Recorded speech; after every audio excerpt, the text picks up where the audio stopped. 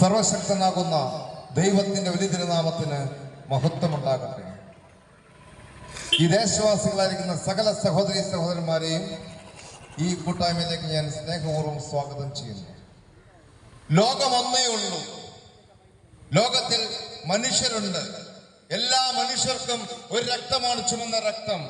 എന്നാൽ ലോകമാസകലം ജാതികളും മതങ്ങളും വംശങ്ങളും വർഗങ്ങളുമായി വേർതിരിഞ്ഞു നിൽക്കുമ്പോൾ ഒരു കാര്യം ഓർക്കണം, ഈ ലോക ചരിത്രത്തെ രണ്ടായിട്ട് കീറിമുറിക്കുവാൻ ആർക്കും സാധിച്ചിട്ടില്ല. ചരിത്രത്തെ, വിദ്യാഭ്യാസ മാനദണ്ഡങ്ങളെ, കലണ്ടറിനെ മുഴുവനായി രണ്ടായിട്ട് കീറിമുറിച്ച ഒരു ശക്തിയുണ്ട്. അതാരാണെന്ന് അറിയണ്ടേ? ഒരു മതമല്ല, ഒരു രാജ്യമല്ല, രാഷ്ട്രീയങ്ങളോ ബിസിനസ് സംരംഭങ്ങളോ അല്ല. യേശു ക്രിസ്തു ലോക ചരിത്രത്തെ രണ്ടായിട്ട് കീറിമുറിക്കുകയുണ്ടായി. എങ്ങനെ? നാം എല്ലാവരും ആഘോഷിക്കാറുണ്ട്, പുതുവർഷം ആഘോഷിക്കുന്നു. എന്താണ് ഈ പുതുവർഷം?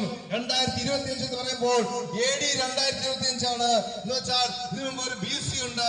ലോകം പറയുന്നു ബിഫോർ ക്രൈസ്റ്റ്, യേശു ക്രിസ്തുവിന് മുൻപും അന്നോ ഡൊമിനിക്കിന്റെ യേശു ക്രിസ്തു മരിച്ചതിനു ശേഷവും രണ്ട് കാലഘട്ടങ്ങളെ രണ്ടായിട്ട് കീറിമുറിക്കുവാൻ ഒരു മതങ്ങൾക്കോ ഒരു ജാതികൾക്കോ ഒരു രാജ്യങ്ങൾക്കോ ഒരു ശാസ്ത്രങ്ങൾക്കോ സാധിക്കാതിരുന്നപ്പോൾ യേശു ക്രിസ്തു ലോക ചരിത്രത്തെ അമ്പരപ്പിച്ചുകൊണ്ട് ചരിത്രത്തെ രണ്ടായി കീറിമുറുക്കുകയുണ്ടായി.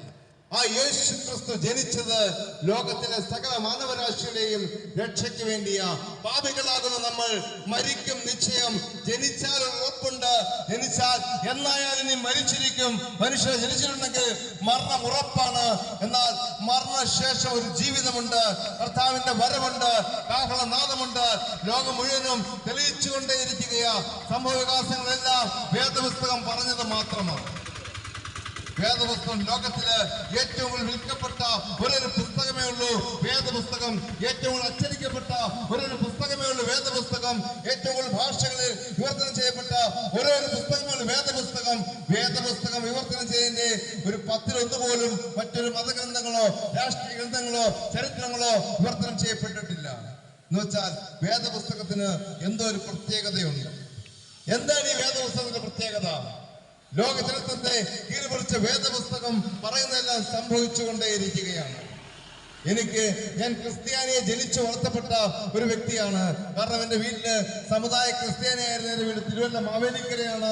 ഞാൻ ജനിച്ചപ്പോഴേ എനിക്കൊരു പനി പിടിപെട്ടു. എന്താണ് രോഗമെന്ന് കണ്ടുപിടിക്കാൻ സാധിച്ചില്ല. 3 മാസമായപ്പോഴേക്കും ഡോക്ടർമാർ പറഞ്ഞു എന്റെ മമ്മി അന്ന് ലക്നൌവിലെ HIL ഹോസ്പിറ്റലിൽ നഴ്സായിട്ട് വർക്ക് ചെയ്തുകൊണ്ടിരിക്കുകയാ. പഠിച്ചുകൊണ്ടിരിക്കുന്നേ ഉള്ളൂ, പഠിച്ച് പ്രാക്ടിക്കൽ സമയമാണ്, അവിടെ കൊണ്ടുപോക്കോ, ഇവിടെ ചികിത്സിക്കാൻ പറ്റില്ലെന്ന് പറഞ്ഞു. എന്നെയും കൊണ്ട് എന്റെ മാതാപിതാക്കൾ ലക്നൌ HIL ഹോസ്പിറ്റലിൽ കൊണ്ടുപോയി. അവിടെയും 3 മാസം രോഗകാരണം കണ്ടുപിടിക്കാൻ സാധിക്കാതെ ഇരുന്നപ്പോൾ ഡോക്ടർ പറഞ്ഞു ഈ കുഞ്ഞിനെ മരിക്കുമെന്നുള്ള നിശ്ചയമാണ്, നാട്ടിലേക്ക് കൊണ്ടുപോകണമെങ്കിൽ ഇന്നത്തെ കാലമല്ലേ, 43 വർഷം മുൻപാണ്, അന്ന് ഭയങ്കര ചെലവാണ് ശവം കൊണ്ടുപോകുവാൻ, അതുകൊണ്ട് നേരത്തെ റിസർവ് ചെയ്ത് കൊണ്ടുപോയിക്കൊള്ളാൻ പറഞ്ഞു. അങ്ങനെ റിസർവേഷൻ ചെയ്യാൻ പോയപ്പോൾ ഒരു പാസ്റ്റർ വന്ന് പറഞ്ഞു ദൈവവേലയ്ക്ക് സമർപ്പിച്ചേക്ക്, ദൈവവിനെ പരിപാലിക്കും, സംരക്ഷിക്കുമെന്ന്. വീട്ടുകാർ ക്രിസ്ത്യാനികളെങ്കിലും ഈ പാസ്റ്റർമാരെയും ബന്ധുക്കോസിനെയും ഇഷ്ടമല്ലാതിരുന്നിട്ടും അവർ സമർപ്പിച്ചു. ഇവനെ അച്ചപ്പുറത്തിന് വിട്ടേക്ക് നേർന്നു. എന്നാൽ ദൈവവേലയ്ക്ക് സമർപ്പിക്കാൻ പറഞ്ഞ അച്ചപ്പുറത്ത് നേർന്നു. എന്നെ നാട്ടിൽ കൊണ്ടുവന്നു. പിശാചെന്നൊരു ശക്തി ഉണ്ട്. ദൈവമുണ്ടെങ്കിൽ പിശാചുമുണ്ട്. നമ്മളെ ഇതാണ് ദൈവം ഇവിടെയെന്നും ഇതാണ് ദൈവം അവിടെയെന്നും കാണിച്ചുകൊണ്ട് ലോകത്തെ തെറ്റെയ്യുന്ന ശക്തിയുണ്ട്. ലോകത്തിൽ സംഭവിക്കുന്നതെല്ലാം അനർത്ഥങ്ങളും രോഗങ്ങളും അക്രമങ്ങളും പെരുകി വരുമ്പോൾ ഓർക്കണേ, ദൈവത്തെ എതിർക്കുന്ന ഒരു ശക്തിയുണ്ട്. മനുഷ്യനെ സ്നേഹിക്കുന്ന ദൈവത്തെ എതിർക്കുന്ന, മനുഷ്യനെ ചതിക്കുന്ന, വഞ്ചിക്കുന്ന ഒരു ശക്തിയുണ്ട്. ആ ശക്തിയെ മനസ്സിലാക്കണം. ഞാൻ തെറ്റായി ജീവിക്കാൻ തുടങ്ങി. എല്ലാം നല്ല സുഹൃത്തുക്കൾ, കൂട്ടുകാർ, പാർട്ടി എല്ലാം തെറ്റേലയിലേക്ക് മാറി. എന്നെ വീട്ടിൽ നിന്നും എറണാകുളത്തേക്ക് പഠിക്കാൻ വിട്ടു. അവിടെയും അടിപിടി കേസിൽ പ്രതിയായി ഊരി വരാൻ പറ്റിയില്ല. 20ാമത്തെ വയസ്സിൽ ഒരു തെറ്റായ ടീമിൽ പെട്ടുപോയി. 5 വർഷക്കാലം ഒരു തെറ്റായ ടീമില് അടിപിടികളും ജയിലുകളും മാത്രമായി ജീവിക്കുവാൻ തുടങ്ങി. 2006 ജനുവരി 11-ാം തീയതി ഒരു സംഭവം ഉണ്ടായി. 2006 ജനുവരി 12 5 പത്രങ്ങളിൽ വാർത്തയുണ്ട്. ഒരു അജ്ഞാത ശവം വഴിയരികിൽ കിടന്ന് മീൻ കച്ചവടക്കാർ കിട്ടി. ഇതുവരെ ആരും തിരിച്ചറിഞ്ഞില്ല. മൃതശരീരം തൃശ്ശൂർ മെഡിക്കൽ കോളേജ് സൂക്ഷിക്കുന്നു. എന്ന് വെച്ചാൽ എന്റെ ശവം വേണമെങ്കിൽ ഇപ്പോഴും പരീക്ഷ നോക്കാം. എന്റെ തല 2 കഷ്ണമായി മുറിഞ്ഞു പോയിരിക്കുകയാ. കൈയും കാലൊക്കെ ഇപ്പോഴും തൂങ്ങി കിടക്കുകയാ. കൈകളൊക്കെ മുറിഞ്ഞു പോയതാ. ദേഹമാസകലം 117 മുറിവുകളുണ്ട്. വേണമെങ്കിൽ എണ്ണി നോക്കാം, തൊട്ടു നോക്കാം. ജീവിക്കുന്ന ഒരു സാക്ഷിയാണ് ഞാൻ. ഇപ്പോഴും ആ മുറിവിന്റെ പാടുകൾ, കൈകൾ തൂങ്ങിക്കിടക്കുകയാ, തലയെല്ലാം പൊളന്നു പോയിരിക്കുകയാ അവസ്ഥയിൽ എന്നെ അജ്ഞാത ശവമാണല്ലേ. അജ്ഞാത ശവം 24 മണിക്കൂർ കഴിഞ്ഞ് പോസ്റ്റ്മോർട്ടം ചെയ്ത് മോർച്ചറിയിൽ എത്തിക്കുകയുള്ളൂ. 19 മണിക്കൂറായപ്പോഴേക്കും എന്റെ മാതാപിതാക്കൾ അറിഞ്ഞെത്തി. ഇങ്ങനെ കഷ്ടപ്പെട്ടു, നിലവിളിച്ച് ബഹളമുണ്ടാക്കി, ആംബുലൻസിൽ വെന്റിലേറ്റർ ഘടിപ്പിച്ചു.